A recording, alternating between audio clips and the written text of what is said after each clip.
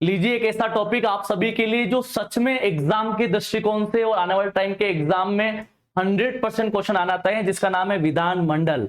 और साथियों ये जो शब्द है विधानसभा सुना होगा, विधान परिषद सुना होगा, लेकिन बहुत सारे बच्चे कंफ्यूज होते हैं सर ये विधानमंडल क्या होता है।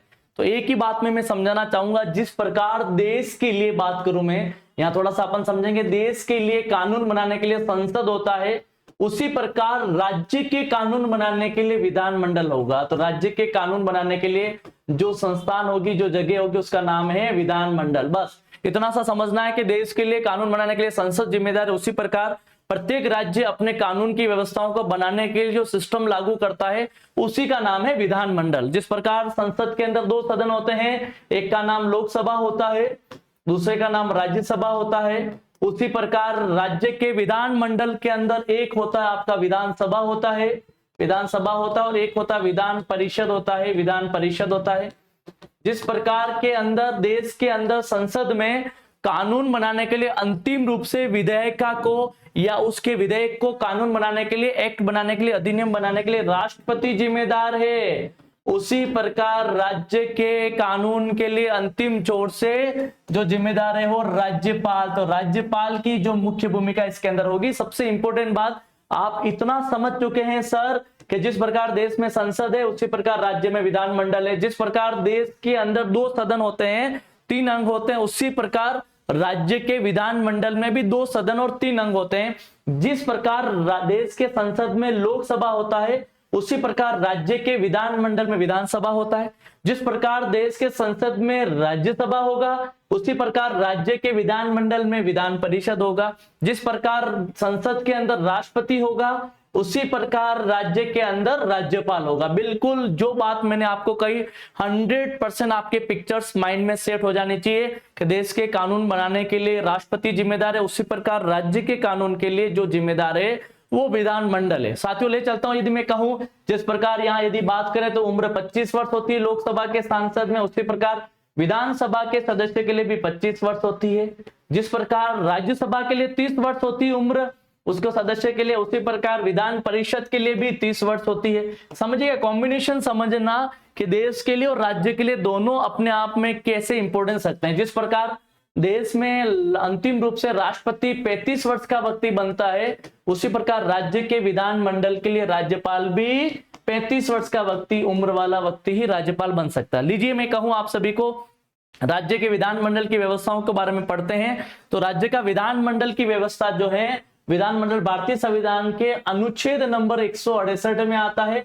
और बात करें 168 के बाद में तो 169 के अंदर आएगा अनुच्छेद जो होगा वो आपका होगा विधान परिषद का सृजन या अंत। विधान परिषद कैसे सृजित होती है और उसका अंत कैसे होता है, क्योंकि पूरे भारत के अंदर नहीं है। यदि विधानमंडल की बात करूं तो विधानसभा है हर राज्य में, लेकिन बात करें विधान परिषद की, पूरे भारत में 6 राज्य ऐसे हैं जहां विधान परिषद की व्यवस्था है, इसके अलावा नहीं है। इसलिए मैं ये कहूं कि सभी राज्यों में विधान परिषद होगी ये गलत है, लेकिन 6 राज्य ऐसे हैं जहां विधान परिषद की व्यवस्था है और विधानसभा की व्यवस्था है।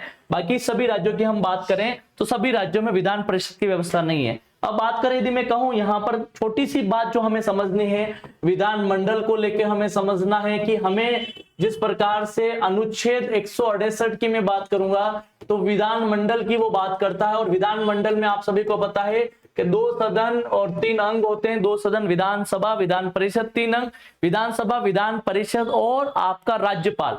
लेकिन अनुच्छेद 169 की मैं बात करूंगा, 169 की मैं बात करूंगा तो आर्टिकल नंबर 169 के अंदर बात करेंगे विधान परिषद का सृजन, सृजन और अंत। विधान परिषद का सृजन व अंत। अंत का मतलब वही आप सभी जानते हैं, सृजन मतलब बनाना होता और अंत मतलब खत्म करना होता है। फिर बात करते हैं आर्टिकल नंबर 170 की बात करूंगा तो विधानसभा की व्यवस्थाओं के बारे में है, यहाँ पर विधानसभा की बात की जाती है। और बात करते हैं 171, आर्टिकल 171 की भी बात करूंगा तो विधान परिषद की व्यवस्था यहाँ पर बात करते हैं। तो याद रहे जो भी आर्टिकल मैंने आपको 168, 169, 170, 171 में बढ़ाया कि हम 168 की बात करेंगे विधानमंडल, और विधानमंडल जहां राज्य के लिए कानून बनाने के लिए जो सिस्टम बनता है वो विधानमंडल का है। 169 है विधान परिषद का सृजन व अंत, कैसे विधान परिषद बनेगा उसका अंत होगा। 170 में विधानसभा की बात की जाती है और 171 के अंदर बात करें तो विधान परिषद की बात की जाती है। ये बातें जो है हमें हमेशा समझनी पड़ेगी।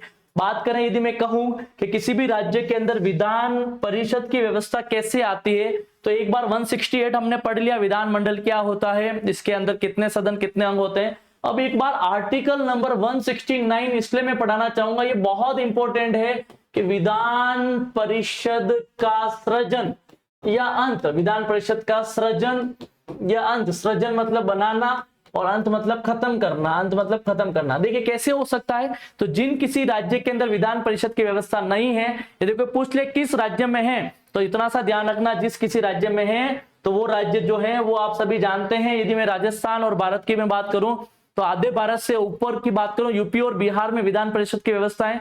थोड़ा नीचे आएंगे तो महाराष्ट्र और कर्नाटक में विधान परिषद की व्यवस्था है। फिर इधर आएंगे तो तेलंगाना व आंध्र प्रदेश 6 राज्य ऐसे हैं जहां विधान परिषद की व्यवस्था है, इसके अलावा विधान परिषद की व्यवस्था नहीं है। और कोई राज्य विधान परिषद अपने राज्य में चाहे तो कैसे आएगा, उसको बोलते हैं उसका सृजन, और जिसके पास है उसको खत्म करना है तो उसको बोलते हैं उसका अंत। तो कुछ नहीं करना, थोड़ा सा दिमाग लगाना है। जिस किसी राज्य में, ये राज्य की बात कर रहा हूं बेटा, जिस किसी राज्य में विधानमंडल जो है और विधानमंडल में सिर्फ विधानसभा है और विधान परिषद की व्यवस्था नहीं है, ये विधान परिषद सभा तो लेकिन विधान परिषद यानी वीपी की व्यवस्था नहीं है। विधान परिषद का मतलब वीपी यानी विधान परिषद की व्यवस्था नहीं है और हमें बनानी है, तो कैसे प्रोसेस होगा, कुछ नहीं करना, एक बार मैं बताऊंगा, एक ही बार समझाना। जिस राज्य में विधान परिषद की व्यवस्था नहीं है वो सृजित करनी है, तो कुछ नहीं करना है। जिस किसी राज्य में विधान परिषद की व्यवस्था करनी है, वहां के विधानसभा के जो लोग होंगे, कुल लोगों में से 2/3, कुल लोगों का 2/3 यानी 66% मिलकर लोग इसका एक प्रस्ताव बनाएंगे और उस प्रस्ताव को हम पारित करेंगे और पारित करने के बाद इस प्रस्ताव को भेजा जाएगा राज्यपाल के थ्रू संसद में भेजा जाएगा। और संसद की मैं बात करूंगा, संसद में 2 सदन होते हैं, एक लोकसभा होता है, दूसरा राज्यसभा होता है और तीसरा राष्ट्रपति, तीसरा अंग होता है। तो बात करें वो जो आपका बिल था, वो प्रस्ताव था, वो यहाँ आता है और यहाँ आने के बाद लोकसभा के कुल सदस्य का 1/2 यानी 50% प्लस मिलकर लोग प्रस्ताव को पारित करेंगे और इसी प्रस्ताव को एक सदन से दूसरे सदन में भेजेंगे। तो राज्यसभा के कुल सदस्य का भी 1/2 यानी 50% प्लस 1 लोग इसको पारित करेंगे। यहां से पारित हो गया तो अंतिम रूप से यदि राष्ट्रपति ने साइन कर लिए तो उस राज्य में विधान परिषद की का सृजन होना तय है, और राष्ट्रपति ने साइन नहीं किए तो उस राज्य में विधान परिषद की व्यवस्था नहीं आएगी। तो लीजिए, मैंने कहा आपको सबसे इंपॉर्टेंट बात जो हमें समझनी पड़ेगी, किसी भी राज्य में विधान परिषद की व्यवस्था को लाना है तो क्या करना है, उस राज्य के विधानमंडल के कुल लोगों में से 2/3 लोग यानी 66% लोग मिलकर प्रस्ताव को पारित करने के बाद राज्यपाल के थ्रू संसद, और संसद में लोकसभा और राज्यसभा का एक आधा मतलब 50% प्लस 1 लोग मिलकर इसका प्रस्ताव को पारित करेंगे और राष्ट्रपति उस पर मंजूरी दे देगा। तो उस राज्य में विधान परिषद का बनना तय है यानी उसका सृजन होना तय है।